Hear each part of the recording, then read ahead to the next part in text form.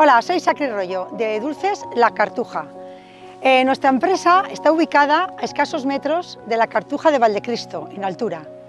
La fundaron nuestros abuelos en 1951, vendiendo turrones, peladillas y frutas confitadas por todos los pueblos del Alto Palancia.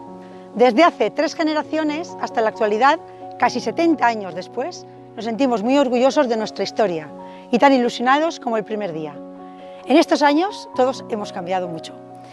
Hemos juntado lo artesano con la innovación, elaborando mermeladas de 80 clases, pero hoy estamos a la vanguardia mientras mantenemos nuestra esencia, la herencia artesanal y de calidad.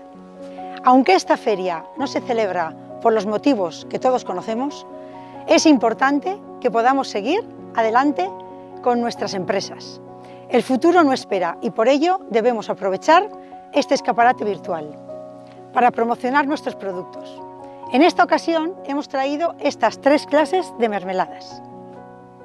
Mermelada de tomate es la primera mermelada que fabricamos y resume la esencia de nuestra historia y cultura en el Alto Palancia. También es la que más vendemos y la que marida muy bien con muchos alimentos, como quesos, embutidos y foie. Mermelada de oliva serrana. Con la pasta de las olivas hemos elaborado esta mermelada, de la cual han hecho una tesis doctoral en Argentina. También está catalogada en Slow Food como Arca del Gusto. Nosotros le hemos hecho nuestro pequeño homenaje, dándole el toque Dulces La Cartuja. Mermelada de naranja al jengibre, nuestro alimento por excelencia, la naranja mediterránea, unido a otro producto de la ruta de la seda, el jengibre, en una comunión perfecta que junta lo dulce, lo amargo y lo picante. Y es que todo es mermelable. Eso es lo que se ha hecho siempre en las casas, la economía sostenible. Vivir de la tierra como un medio, no como un fin. La felicidad en un tarro.